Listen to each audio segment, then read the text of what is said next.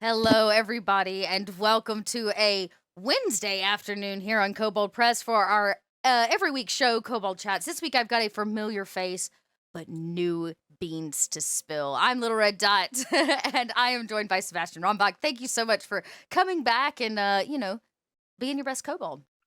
Thanks for having me back. I'm happy to be here. So, if you didn't know, chat, we're in the middle of a pretty awesome Kickstarter. You know what? I haven't even checked it today. Um, Campaign Builder Cities and Towns. I know we had crossed the $130,000 mark. We have a few more weeks left on this, and this is not your ordinary Kobold Press book. This is kind of a first time, one of a kind crack at a GM guide for all things cities and towns, helping you build rich lore, dark plots, and hopefully glorious NPCs so that your towns can be event filled for your players and your stories. And Sebastian has contributed. So, just in case people don't know who you are, take a moment, let them know maybe who you are, a little about yourself, and then we'll dive into the goods. Sure, yeah. I've been writing for Kobold Press in a freelance capacity for since the Creature Codex came out. So a few Back, years. yeah, a few years. I backed that, and it was a backer submission that got accepted, and I caught the bug and came back and wrote some stuff for Tomb of Beasts 2, and then Tomb of Heroes. And then Tomb of Beast 3. I've also done some stuff behind the scenes and did a huge chunk for Camping Builder Cities and Towns. Now, your campaign builder cities and towns, I'm very excited about because it is a topic that has come up a few times in chat over the last few weeks. Yeah. And you did more than one thing because you're clearly like an all-star. So we've got a few things to share with you today, but there is one particular thing that I'm very, very excited about. Now, I'm gonna let you pick. Which do you want to share first? Let's start in chronological order and start with Okay. chapter 2. All right, chapter 2 it is. Mhm. Tell us a little bit about what we might find in chapter 2 of this book. Okay, well, chapter 2 is the anatomy of a city. And I believe I collaborated with a couple other designers on it. My focus was on how geography and climate affects the design of your city, as well as its growth, Mm. and also touched in on a few different districts, what you might expect in them, what you might find there, a bunch of fun tables, things like that. Yeah, okay. So, you know, it's easy to go out and just find a map, but when you're doing something and using a tool like City Builder, you're really starting from the ground up. It's for homebrewers. It's for Right. people that want to make things better. So, you can go out and find a map, but that's probably not going to be the map that matches your city because you may have something in mind. And one of the things I found most interesting here at the kind of top of this are some things to consider, some rules for consideration, which I think gives you at least a little bit of an idea of what you might find in a larger scale throughout the whole chapter. So here are some rules to consider when designing typography. I'm going to just read it because I'm sorry you have to Please listen go to your for own it. writing. Okay. So water flows downhill and finds the path of least resistance. Super important. Oh yeah, it's a big one. You want to find the end of the river, or if you're trade, you may want to be at the top and trade downriver. Mhm. Yeah, really smart like thing to think about. Life, like water, prefers a path of least resistance in regards to paths and roads. Love that. Why put Yeah. it in the middle of a dense forest, right? Exactly. Roads, you're going to find anyone who's making a road, whether it's just like a little hunting trail for, Mm, like a predator is going to go on, or a hunter. They're going to find the most straightforward way to go about it with the least amount of work to expend the energy to do so. And that also translates to trade roads and other roads like that. Because the less energy you're expending towards that is really going to be more profit in the end for whatever merchant is doing that. right, right. Yeah, faster, more efficient. And, Mhm. usually when roads are built, they start out as just the paths people take over and over and over again. Right. Right? It's like before there was gravel or, no plant life. It's like, how can I get there the easiest? Like you said, the path of least Exactly. resistance. And then I love this time and weather cause erosion, which smooths I'm never gonna be able to. Yep, edges, Smooths. smooths edges, weakens and uproots foundations, and exposes hidden features. So thoughts on that? Because I think that's also something weather-wise. Like I'm all okay, rain, snow, cold, hot, but like the idea of erosion is a long-term like Yeah, effect. it is. And cities themselves are long-term Mm, uh, um, communities. So you look at like a coastline or a mountainside or a canyon, those kind of things, they erode over time. right. And these rules are really, they seem like common sense when you talk about them, but when you are designing, when you're building from the literally from the ground up, it's important to consider those. And erosion can cause problems for a city, for its foundations. Mm. It can also expose things that maybe should be left maybe been better left Oh, unexposed. okay. Yeah, okay. Maybe you've got like a little arcane secret buried deep within, and it's just threatening to break out. I love that. And really smart thing too, because like sometimes we develop cities in new places that we don't even know the previous history of, or you may Mhm. put it inside a ruin that is left as ruin for reason. And I love the idea that long term establishment also means that the environment has the same long term wear as a city.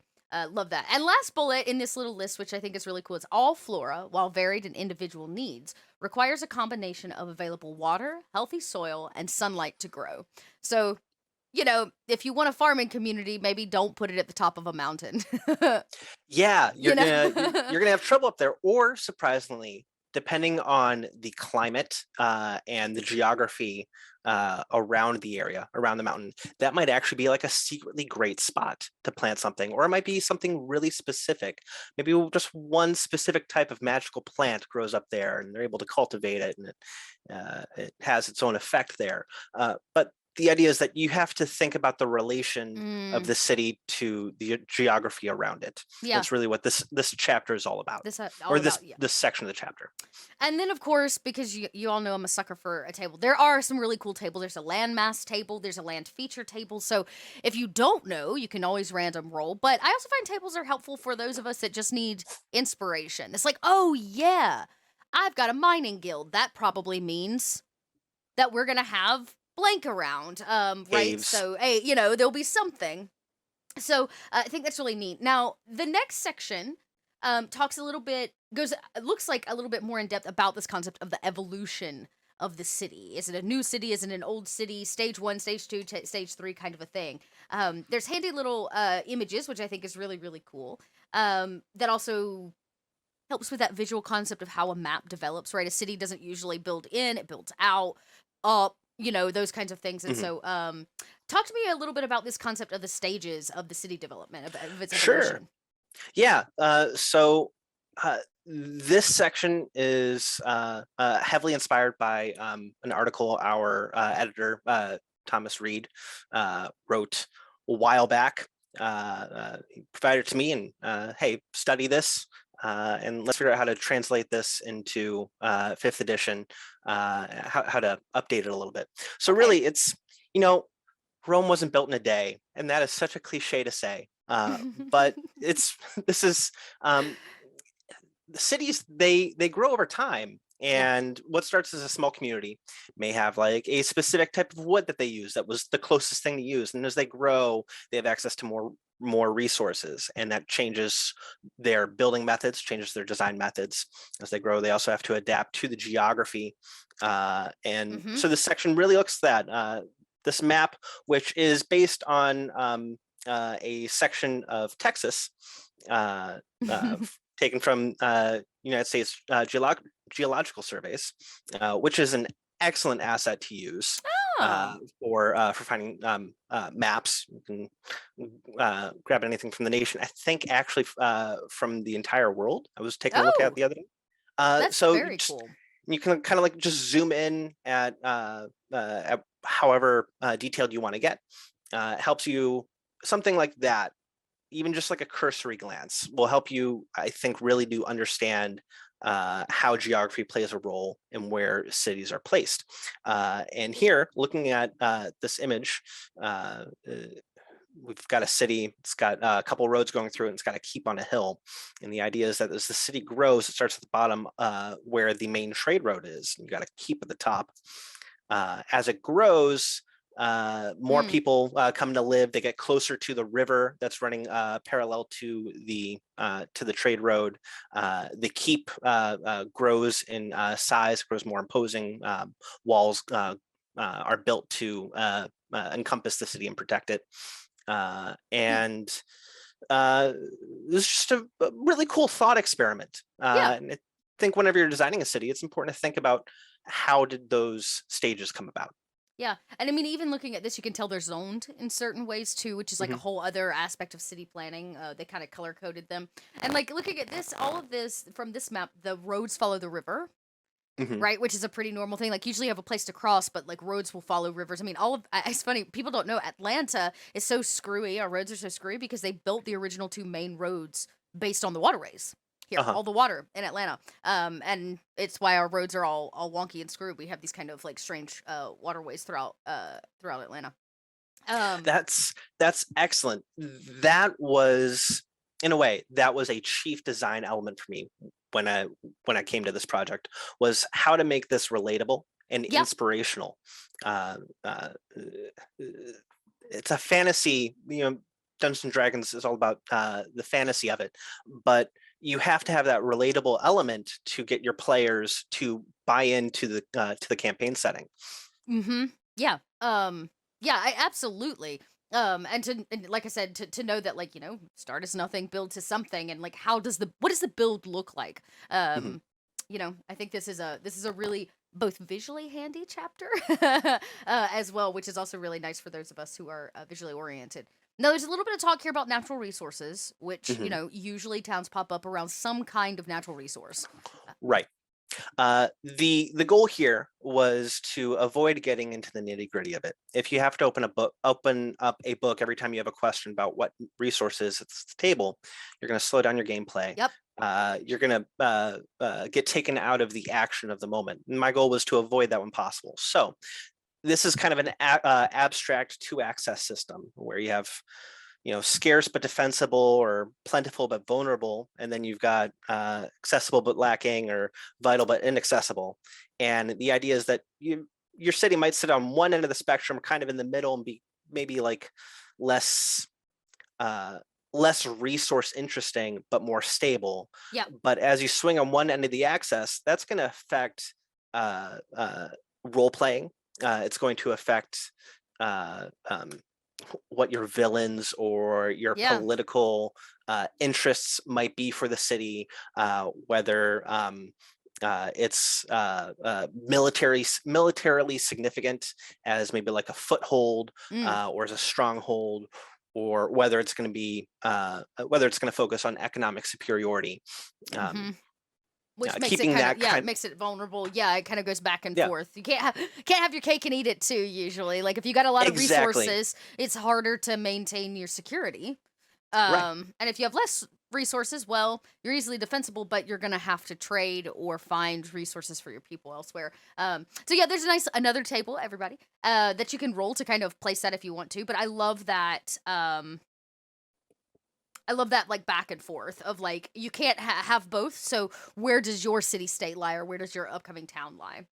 Right. Or if you do have both, then why? What's going Yeah, on there? And that in and of itself, I think is would be a really interesting campaign plot point or hook. And this is all designed to get you thinking about that. yeah, and I love that. I like that a lot. Like maybe who knows, you may just want a war, and now you have all the resources, and Right. you're defensible. But there had to be like some kind of something that made it that way. Exactly. Yeah, what is the reason? Now, of course, the next section covers climate, which I think is really interesting and something often forgot.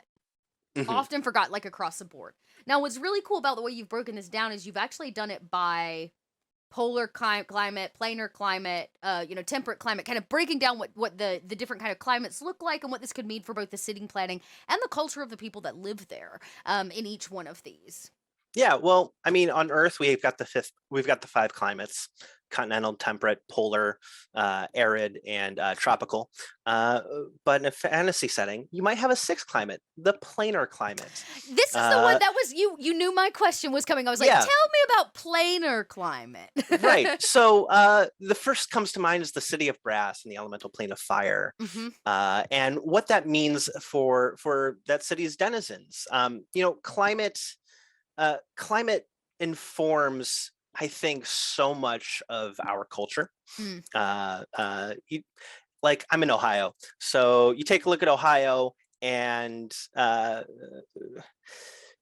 weather here is very wild. To put it lightly, one day it could be raining, the next it could be snowing. It was snowing maybe like 2 weeks ago, and that's going to form how folks live there, how communities prepare for inclement weather or weather disasters. Mm. That's going to inform the way they treat people who are maybe not prepared for that. Foreigners, newcomers, outlanders, and so even in the most basic sense, climate is going to inform the culture of that place and how those people behave and act. And that is a solid, maybe vague, but solid baseline to get you thinking about how you would role play the majority of your NPCs in that city. Yeah, for sure.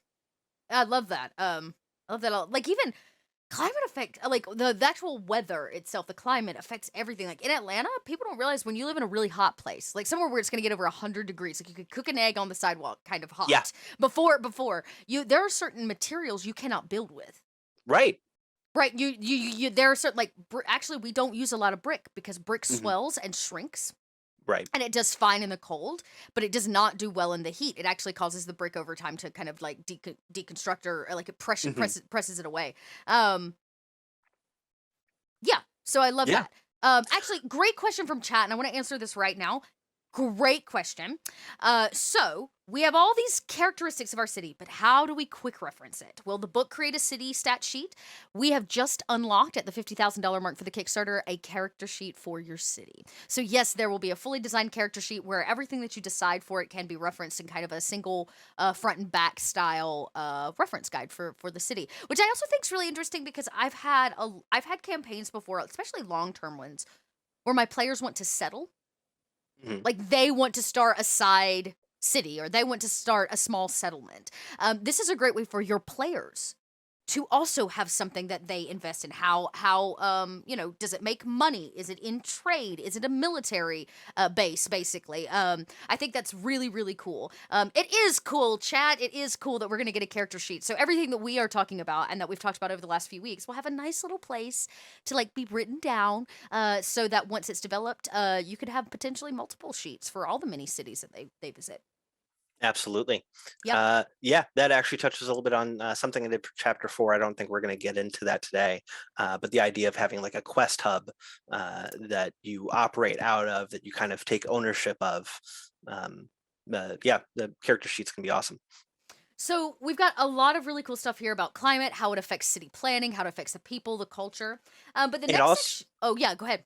yeah, another component of that is natural disasters. Oh, Those can be just as much a compelling encounter as a fight with a lich or a dragon. How are your players going to react when a flood comes through and threatens everything that they love? right. Or I'm thinking like an Which is, avalanche. yes, an avalanche, tornadoes, firestorms, if or blood rain if you're in like a demonic kind of planar climate. All of these climates have suggestions on what kind of disasters you might encounter there. Yeah. Uh, which I think is fun. Yeah, I think that's I really love setting neat. things on fire in my own games and be And like, well, I you got think to there's fight them, but you got to deal with that too. yeah, I think there's something very realistic about having to deal with a natural disaster and like it doesn't matter how strong you are, how magical you are, you may not have a way to stop the oncoming avalanche. It's Like visceral. this is that is a mother nature thing. Like you don't get to fight mother nature. You might be able to stop it or hold back some of the snow or save buildings, but like you don't get to stop nature. And the effect that that has long term, mudslides on the city, those kinds of things are really interesting, like juicy ways for your like players to get involved in what's going on in the city beyond just like what's the bad stuff we need to fix, you know. Absolutely. So another great question. Are these sorts of conditional events, whether it going to be put in a table? I with an interval, I don't think it's laid out that way. It's a little more open for you to kind of develop the city and then use your I'm guessing use your like creative GM powers to like make things happen when you need to. Correct. Yeah. There's a climate table. You could roll for it. And it's also just kind of like a quick look at like what climates there are. The idea of having like a elemental planar climate or a celestial or fiendish climate. And then you can quick reference the climates above to get an idea of what they are. And then when it comes to geography, we talked about those tables previously, but there's also a method of how to like design your own map by picking up your massive hordes of dice that everyone has and rolling them on the table, and then drawing around them, using them as a guide for like different points on the map, and then also referencing the number that they've landed on to determine what special locations they are based on the tables in the chapter. That is cool. Y'all, maps are not my thing. So bad with maps. So I It's usually hard pull for me from to other people. decide on one. Yeah, or like to choose, but I love this kind of random idea. I can scribble around dice now. That is within the dot capability. I love that. Yeah. All right, so because we've got 2 more sections, and one of which I'm very excited to get into, and we want to add at least a little something to our group city today. The other thing that you wrote for this section was a little bit about districts of the city, kind of broken down between the docks district. It's looking like sewers and the underbelly. Love that. Religious districts, those kinds of things, giving some really fun, spontaneous situations in each one that might like come up, as well as some. I love this. There's a marine chase table or like marine chase complications table, which I love. You never get enough marine stuff for your Those heavily just inspired by a lot of spy films. I love that. Yeah, I love that a lot.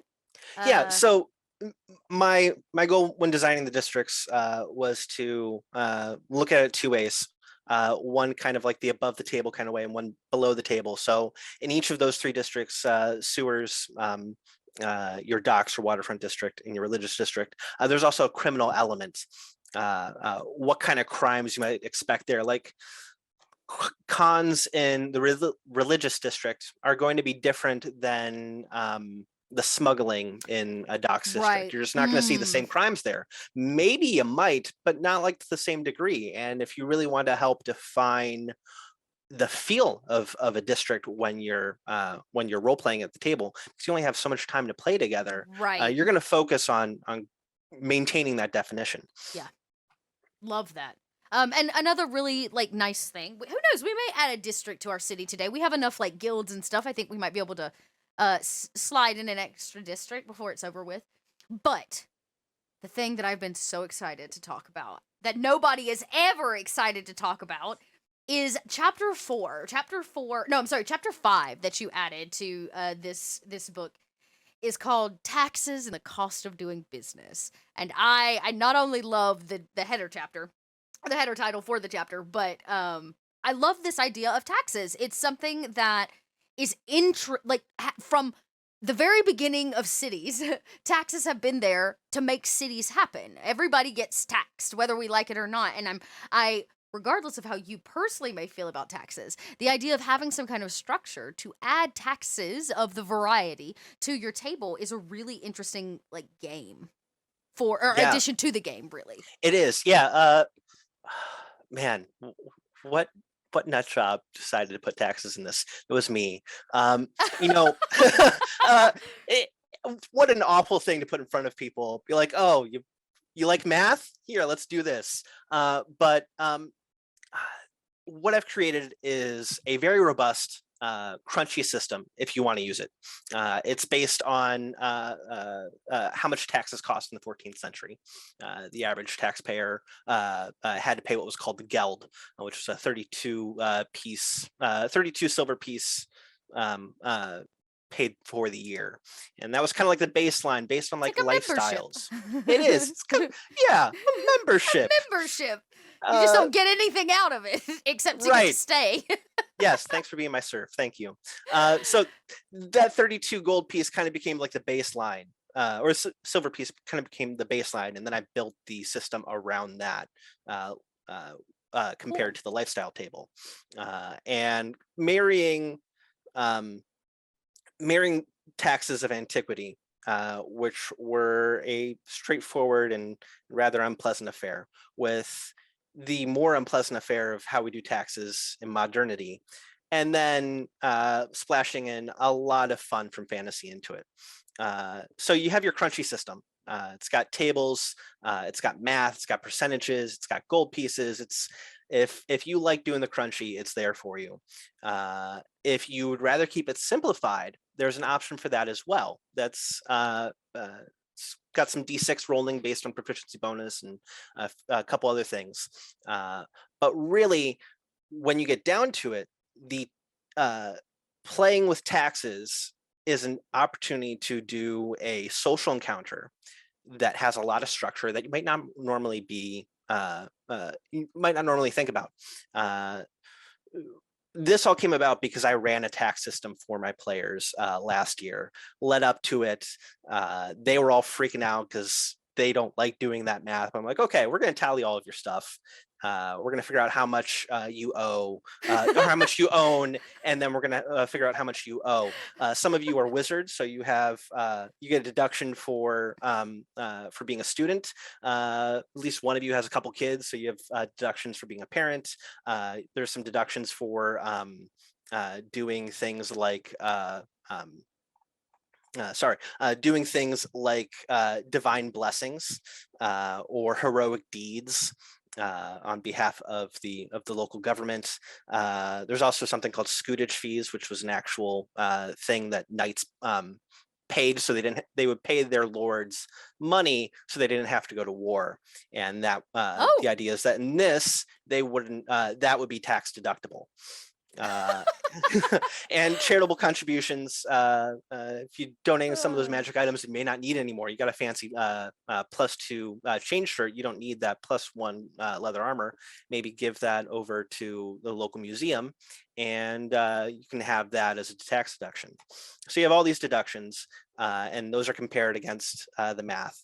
And the idea is that you, as the GM, role play the tax auditor with your players, and you intentionally have bad faith information. You maybe you have conveniently forgotten some details referencing the deductions they have, or have mispriced their assets. Then, which will prompt the players to be like, "No, wait a second, it's actually this, and I have this to prove it. Let's roll some dice and kind of have like a skill check." I love that contest so much. Yeah, it was so much fun, and I was thrilled to define that and recreate that in this. There's a sample encounter as well as sample tax agent NPCs that will help you guide to do this. If you have a group of players that get together, and you've been together long term, and you maybe are playing the same game that happens year after year, and it also has a yearly kind of thing in game. It's a really fun way to just kind of like anchor in everything you've done the last year and be like, oh, we did all this, and then let's pay this and pay this off. Yeah, get out. Yeah, it's something that we know exists, and it's such a staple actually in like fantasy storytelling. We see it from everywhere. Pay your taxes. I mean, all the way to just like, I always think about Robin Hood, right? The old Disney. The first time I saw taxes was the evil sheriff that showed up to take it from the cute bunny family. Right, in the animated Disney Robin Hood. And so there's this idea that like taxes are so bad, but there's a few things here I really like. I like this idea that you can do charitable things to mitigate some of the tax that's coming through. I love this idea that depending on if you're running this town or not, you may be the one taxing.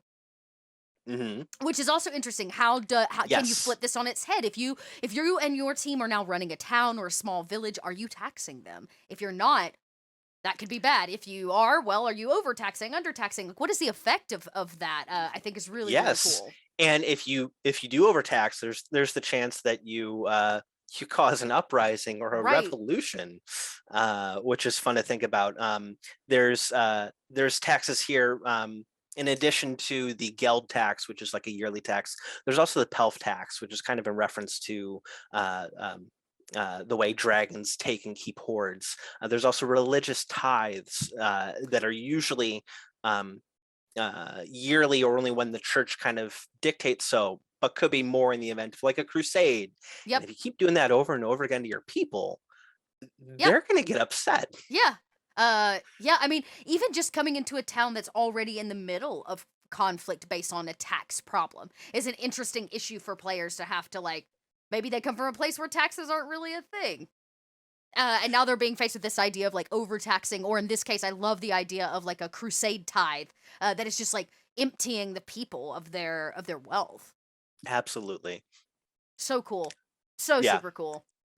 I know it's bonkers to get excited about taxes, but I never thought I'd I'm say very that. proud of it. I think we had so much fun playing around with it. Yeah, it's a really neat idea, and the many ways I think you can implement this at the table is also super duper cool. Like even the idea that only certain people get taxed. What if wizards are Mhm. the only one that get taxed because they use rare items? Or Yes. they bring horrible things into the city, right? They bring Uh-huh. these cursed items. Like you pay a tax for basically risk management, because you're Absolutely. risk Oh, that's brilliant. wizards are risky people. Like that's very cool too. Because then everybody's like, well, now I don't want to be a wizard. Or do the wizards hide the fact they're doing magic so that they don't have to pay taxes? There's just so many.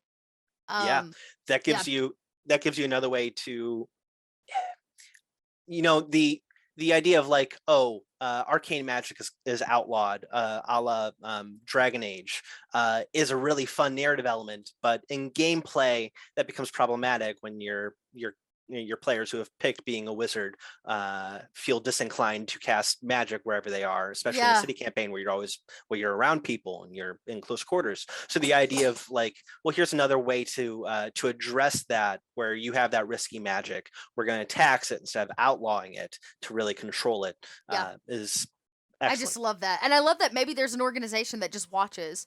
Like you do a magic spell that you're not supposed to in town, your taxes go up. You Yeah. know, and it's like, so now it's not just mitigation of like my spell slots, it's mitigation of like, do I have enough money to actually even, can I even say the word damn, or do I even have the quarter to go in the curse jar? You know what I mean? Uh-huh. Like, Yeah. Yeah. I think that's so Oh, I great. I didn't even think about fines or anything like that, but you could, using this as like a template, you could create a whole system of Oh, fines that your government would impose on your on people, unruly yeah. Oh players. gosh, I love that. That's I'm such a GM at heart. Now we had a couple questions in chat, one of which I'll answer real quick. So, is there a section dedicated to building a city or a town's government? There is. That is not this section, but there's going to be a massive section in the book all about governmental structures. How do you build it? And we talked a little bit about that when I interviewed Richard Green, who I believe is writing part of that. Mhm. So you can head back over to the YouTube and pull up the interview I did with Richard, and he'll talk a little bit about I think it's Richard that's doing it. That talks a little bit about what you can expect from that. Yeah, And Brian Suskind as well, yeah. I Is think Brian? maybe. Maybe you know what? That means that may be what we're talking about next week. Because Brian is our guest next week, which means we may actually be cracking open the bigger section. Oh, you know Yeah, don't what? quote me on that. I might be wrong. Richard wrote the Ah, organizations, not government. So you're okay. probably right. It may be Brian. So stick around. One way or the other, I can promise you, it's absolutely in the book, without a question. Who wrote it? Can't confirm. Will we show you next week? Also cannot confirm for you. But I can tell you it will be in the book. And I think actually Wolfgang also talked a little bit about what you can expect from the government section in brief in our initial interview from like 4 weeks back. So you can also check that one out too if you want to get a little teaser. Um now, this is an interesting question because I it kind of leads me into in deeper into taxes and like the rest of the things that you wrote here, which is Does the book go into various types of corruption? Corruption's a hard word, right? Because bad guy doesn't think he's corrupt, right? He's just a dude. He thinks that the good guy is corrupt. So corruption's one of those tough words. But like, at least Sebastian and a few of the other writers have put in aspects of like the seedier side of a city, or how do you mitigate corruption in the city? It could come as too many taxes, or corruption could look like a guild, right? That is doing horrible things or running the city out from underneath the government. Mhm. But one of the things that you have done in parallel to this taxes section is actually given us some extra character things. I did do a bunch of player options. I've got a couple backgrounds in here, a few character class, subclass options, some spells and magic items, because GMs can't have all the fun. That's right. Yeah, we got to give something, and they're all kind of tied to this idea of Urban living. urban living. Yeah, and this and trade and those kind of things. So I think that's really neat. I can't tell you everything, everybody, because that's never fun. But I will. Do you have a favorite background that you wrote? I am really fond of the vigilante background. You know, that's been played. I really love, you know, Batman and superheroes, and I collect comics. My dad before me. So doing a vigilante background, we talked about it because it's been played around a bunch of times throughout editions. I remember there was I think it was a prestige class in 3.5. There was an entire class option, I think, in Pathfinder, and we talked about it here, and we're like, well, anyone could be a vigilante. A wizard could be a really cool vigilante. Yeah. A Vigilante is warlock about purpose. It's about the Yeah, purpose behind what you exactly. do. Yeah. Yeah, you've captured it in a nutshell. It's about purpose. So this is a background option. There's a bunch of great personality traits and ideals, bonds, flaws. You got your classic skill proficiencies, tool proficiencies, stuff like deception, intimidation, those kind of things. It's very much, I think, a socially focused kind of Yeah. background. Vigilante is a character that's very focused socially. The way they achieve those goals may be different from one vigilante to the Yeah. other, but their feature is a secret identity, which allows you to assume a background feature from another background that you assume is your own persona. So you're really like leaning into that kind of double life kind Yeah, of you thing. get are you Bruce or are you Batman? Yeah. And I love that because some people could say just, well, any old adventurer can be a vigilante if you're fighting corruption and tyranny. But there's this proper idea of like hiding behind the mask, of like doing what you Hmm. do without the notoriety, or without being known for the thing that you did, just doing it for, for the cause, the purpose. Right. And I love this feature. The secret identity feature is very cool. Yeah, I'm pretty proud of that. At one point, I was thinking like, is this kind of a cop out? And I'm like, no, actually, this feels really appropriate. And like, couple that with like your personality traits and what you do. Uh, there's always kind of like you have these clues about who you are, whether you're keeping that a secret or not from like everyone at the table or from the NPCs from the game. Mm, You have these kind of clues that like hint at like you aren't who you necessarily say you are. So there's a lot of potential for like fun mystery shenanigans. yeah, love that. So yeah, looks like everybody, like we said, there's some extra spells, which is pretty cool. There's some class-based feats, as well as a really very cool list of backgrounds. And I'm a big lover of the background. So I think it's very cool that you added some to this as well.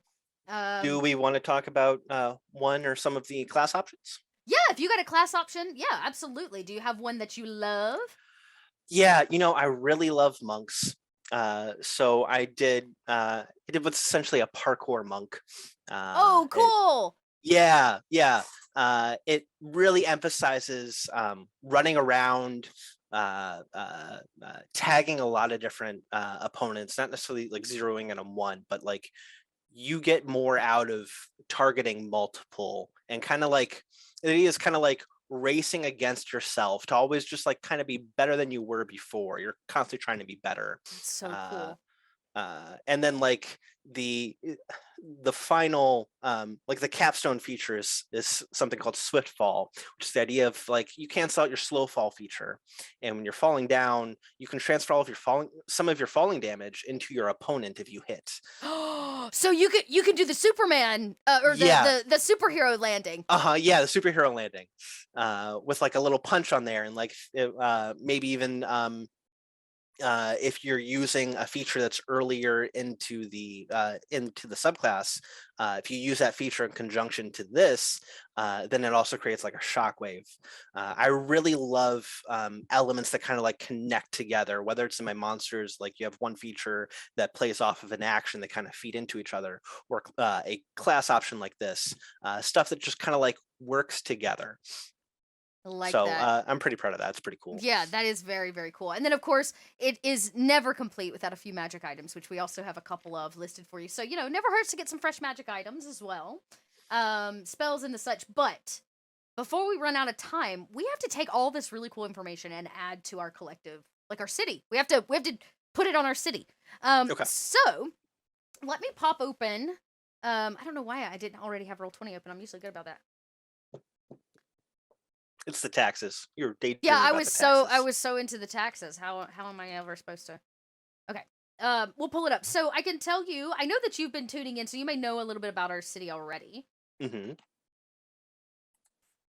For those at home that don't know, we've been building a city together using some of the information that we've been sneak previewing to you from this Kickstarter, this new book. We've built some guilds, a couple organizations, most of them off random roll tables. That's kind of the thing. So I'm going to try to random roll as much as possible.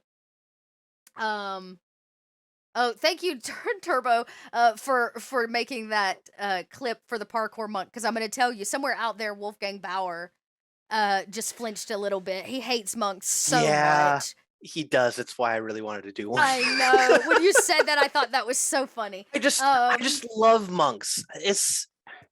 There is so much going on there. There's so much potential, and it kind of gets held back from the cultural appropriation. Yeah, yeah, I love this idea that over the years, but that you can use a monk almost anywhere. You know, and I love that you've made a city setting for it, or city option for your monk. That's cool.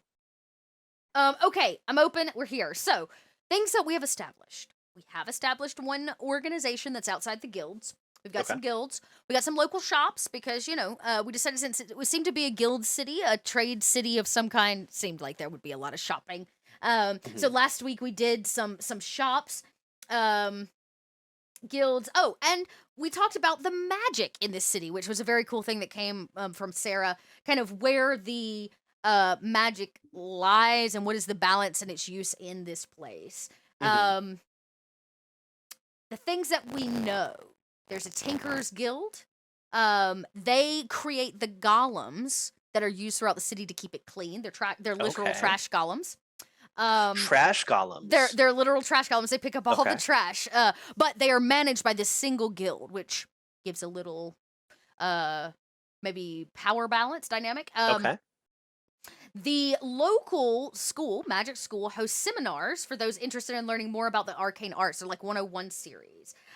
This is kind of the way that they limit magic, which means unless you are studying or you're learning your magic from the school, you don't get away with doing stuff as much. It's how they kind of mitigate what they're teaching you. They don't teach necromancy, they teach like herbalism. Right? So, and then we have a magical fountain at the center of our district square that provides clean water, as well as a strangely relaxing and meditative sound. It adds basically a short rest to those standing near it. And it's maintained by another group called the Order of the Platinum Torch. They maintain the torch that keeps the water clean at the top. So we got a little thing here. We do have some masons and decided that probably somewhere nearby we were going to need stones or maybe a quarry. But that's about all we know. We have no idea what the climate is. We have no idea what the city layout is. So this is all perfect timing for the information that you brought in. Cool. Okay. So where would you like to start? Well, I say we start at the top. Let's actually go back to our first chapter, 2 and 3, and let's just start with geography. We don't actually have a location for where this place is. And I love this idea that we could random roll off the landmass table.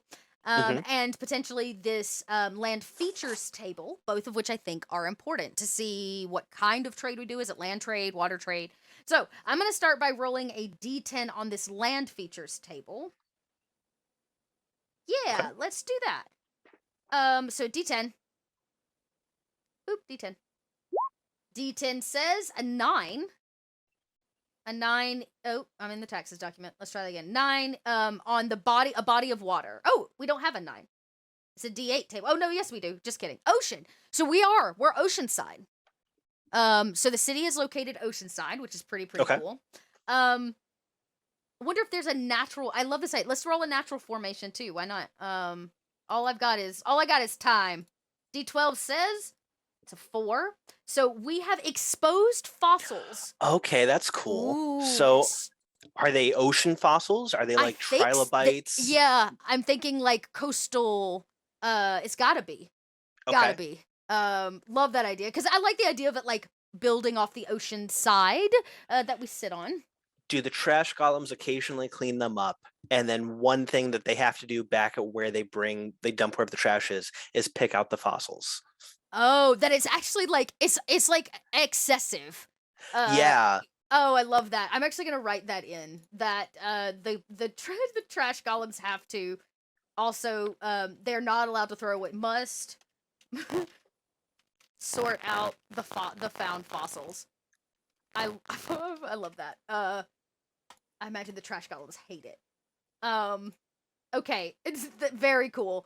So if not the trash golems, at least the people that manage them. Right. Yes, exactly. Oh, yeah. So that would be the tinkerers. I bet they hate it even more. I'm gonna actually add a geography handout so I can actually put these things down. Okay. Okay. So our geography is oceanside. It doesn't say seaside. It says oceanside, which means we could be on a rockier. Like absolutely. Sea makes me think beach. I don't know why. Ocean makes me think like I just need to be able to see it. Yeah. Oceanside, and we have fossils. Fossils at the rate. Exposed fossils. I have to get that keyword in there. And then we're gonna do one more roll here because we have pre-existing structures. So I love this idea that maybe there was already something here when we arrived. Or when this city kind of took form. So I'll roll. This is a D20. Love that. The dice get bigger and bigger. Funsies. D20 says an 8. So at an 8, there was a natural well here, which makes sense. There's a natural well. Yes. Which so maybe is what we built the fountain off of. Right. So if there's a natural well, that means that there is fresh water in addition to the ocean salt water. Yep. Which means that there's an underwater or there's an underground water source that could be like an interesting adventure site. Yeah, I mean, like I said, I love this idea that maybe this fountain feeds from this well, and why is it so magical? Why does it heal people? There could be something to that, and that maybe there's an underground cave, underground water source. Wonder what lives at the end of that. Yeah. What's down there? I'm gonna put a question. Love that. Very cool. So now we have some land features, but what about the actual land mass? So I'm gonna see if there are any land masses nearby. Sure. Difficult terrain and road and direction. All I think is really important. Honestly, if we're oceanside, it doesn't really matter which direction where we're at because of water flow. So we'll do a D4, a D6, and a D8. D4, D6, D8. So I ended up with 1, 5, 5. So 1 being grasslands. Okay. So I imagine on maybe the other side of the city or the far side, it gets a little plainsy. So grasslands. There is a perpetual storm. I think that's cool. Okay. So maybe if we're on the ocean, that makes sea travel very difficult. Because we're under a perpetual like storm. I love possibly the city is quite defensible, at least from the sea. Yeah. Or what if it's like an electrical storm that is constantly happening over the grasslands? Maybe it's a seaside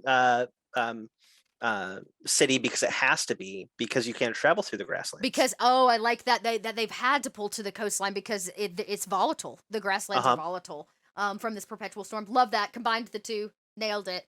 And then we got a 5 again, which means road and direction is south. So we're gonna be, Okay. if you have a larger map, everyone, you would be like, oh, this city sits in south.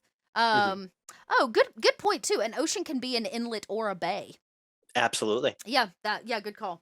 All right, so we've got some defining things here.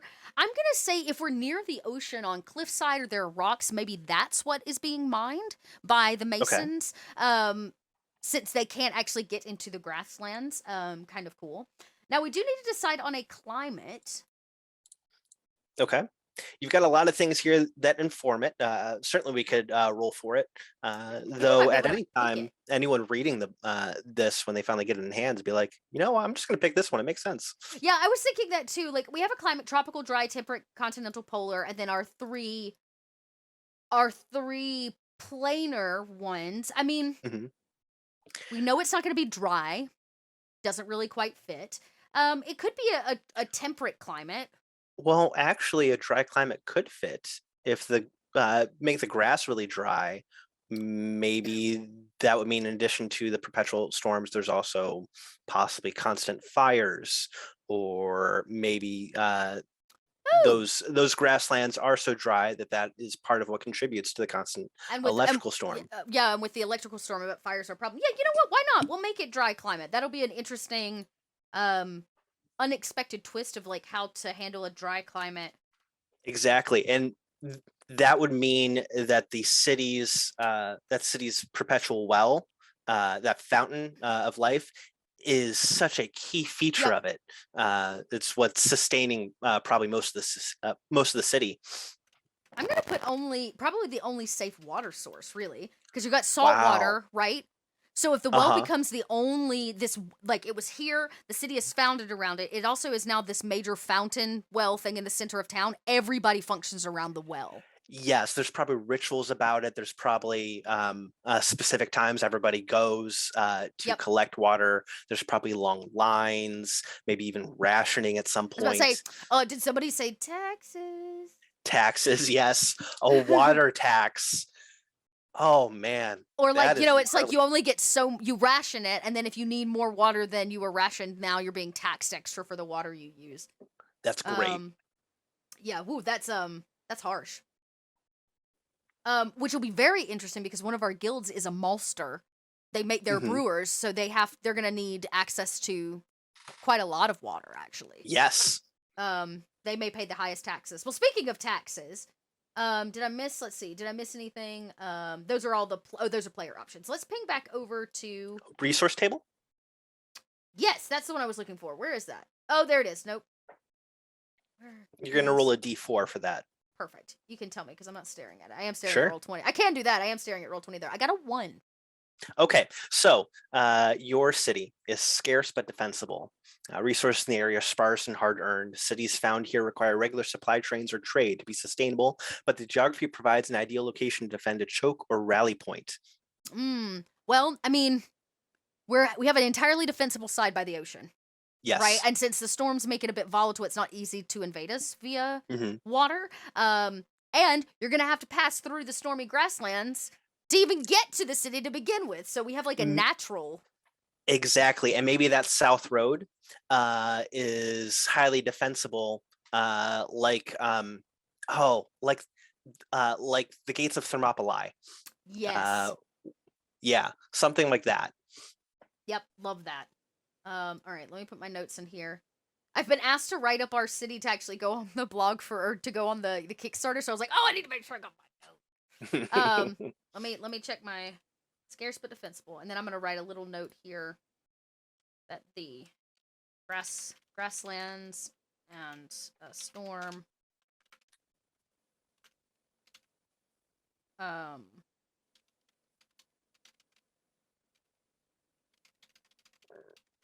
okay. Notes they do things and stuff. They do things and stuff. Yeah, there you go. Boom. So we've added to our geography and our resources. And now that we have a few businesses, a few organizations and guilds, it seems like we could pretty easily figure out what or how things might be taxed. Now, I have to say, I really love the idea of taxing water. I do too. It's horrible, and I'm so sorry, chat.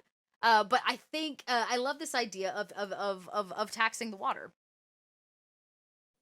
I truly do. Yeah, it sounds like it sounds like Southern California. You're right, dry by the ocean.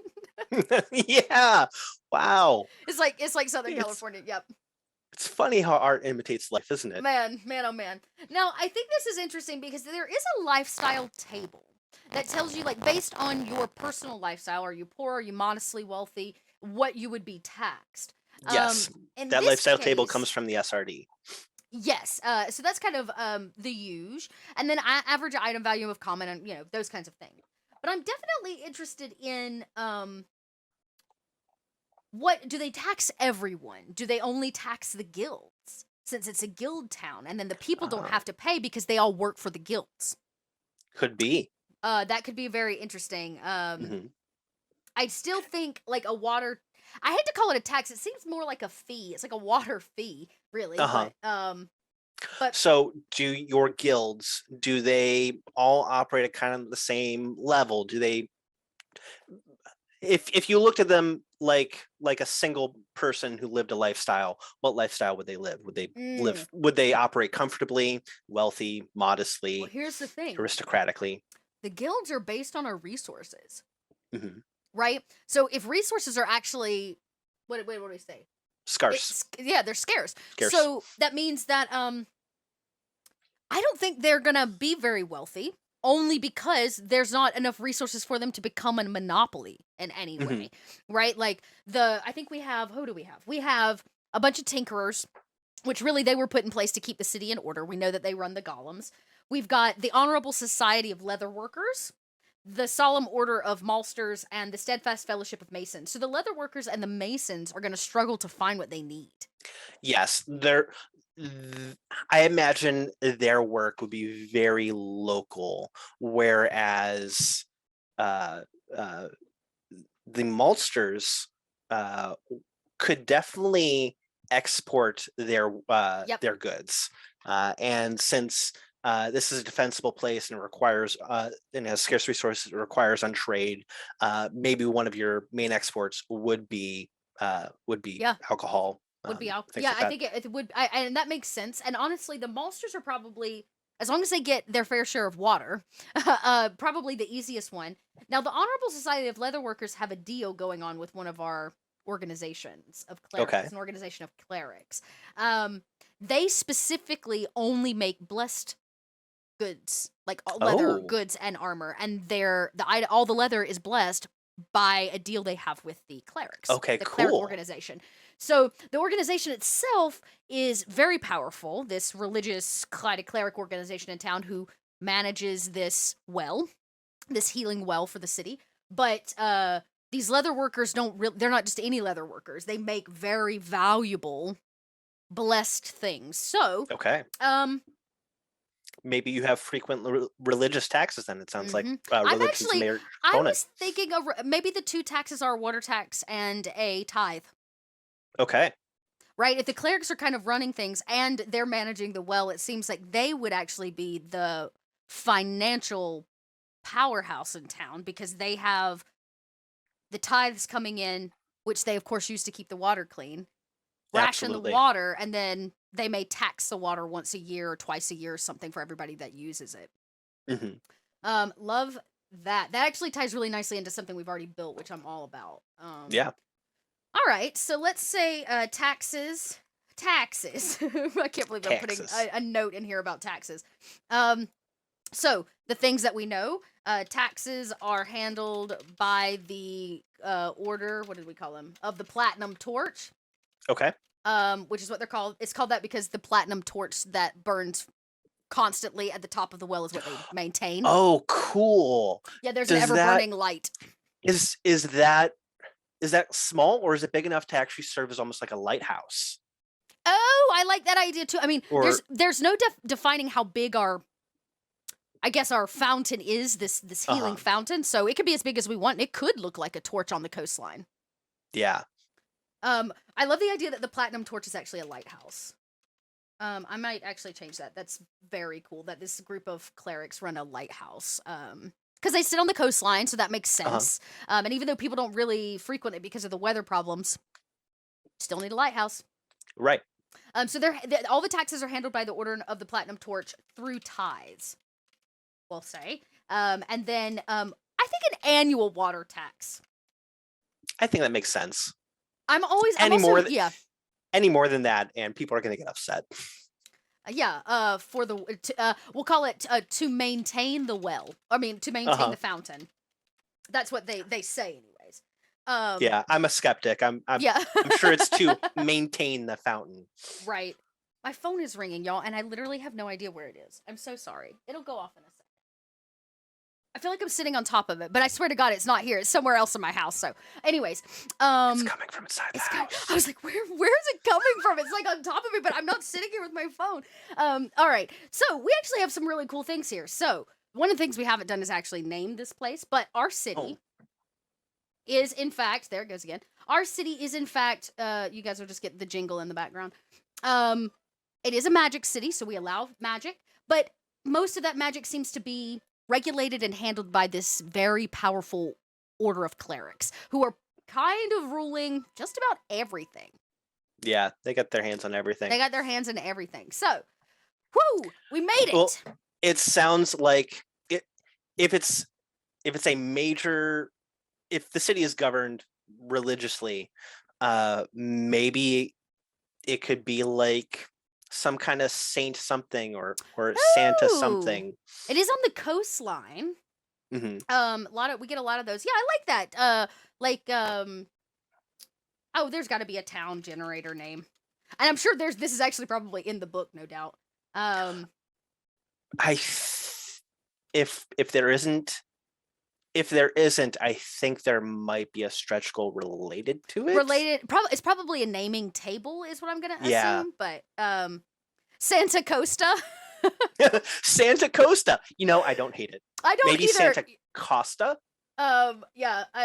Sure. I love that. Perfect, easy. Hang on, I'm gonna go add. There's worse names. I mean, the River Argent is just like the Silver River. So like, yeah. Or isn't the Nile River just river? Or if there's like a few deserts that are just if we did desert. Saint Costa, it could be a water cleric or like a water deity. Since this order of the clerics, so we'll put that down as our name. Thank you for that. Nice. That's brilliant. Yeah, perfect. Love it. All right, so we got all kinds of things. Yeah, that was half a thought. Oh, half a thought. Half a thought. Sorry. That sounds like a full thought to me. It was a great thought. So here we are. We got shops. We've got a few guilds. Couple of strange things. Yeah, we got our geography kind of figured out. We're on this coastal city. Loving all of this. There's this effervescent storm that's like never ending. And we'll have to see next week when we have Brian on what extra piece we're going to be adding to this. Welcome in, Michael Chris. Thanks for joining us. We're actually wrapping up our Kobold chat. Sebastian, would you tell everybody at home where they can find you when you're not joining us here? Oh, I spend a lot of time on Facebook, Instagram, and Twitter. You can find me on the latter two at Don't Break the DM. You can also just find me by name on Facebook. Yeah, other than that, I also play a lot of Xbox. So I'm just trying to keep busy. What you playing right now? I am really enjoying Elden Ring. The world building is phenomenal. It's so immersive. Okay, wonderful. Well, then you can tell me all about it because I played about 30 hours and was like, I hate this. I hate this so much. But you know what? I finally broke down and bought Civilization 6. Yeah. I'm all about those like turn by turn like war games and so I've been doing my world building totally differently, but trying to build out civilizations and survive. I think it's awesome. Yeah, we've been out there playing some games. Love it.